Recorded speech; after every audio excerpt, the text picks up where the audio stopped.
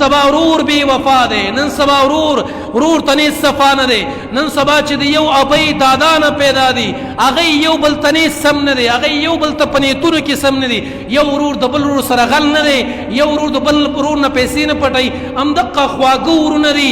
سبا چې واده وکړي د دغې ښځې په خاطر باندې ورور نه پیسې پټوي، که سبا بېلېږم ما سره به پیسې وي، که سبا بېلېږم زما به خپل کور وي، سبا بېلېږم زما به خپل روزګار وي.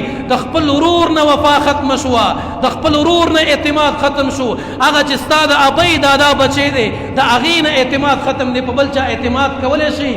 په ورور اعتماد پاتې نه دی، په تره زوی اعتماد پاتې نه دی، په ماما زوی اعتماد پاتې نه دی، په کاکا باندې اعتماد پاتې نه دی، په ماما اعتماد پاتې نه دی. بل په چا باندې اعتماد کوئ، بل په چا باندې ناست کوئ چې ورور نه اعتماد ختم شو، پلار نه اعتماد ختم شو، ماما نه اعتماد ختم شو، کاکا نه اعتماد ختم شو، اخر اعتماد پاتې په چا کې دی؟ په هیڅ چا اعتماد نه سوا د الله د نصرت نه، سوا د الله د معاونت نه.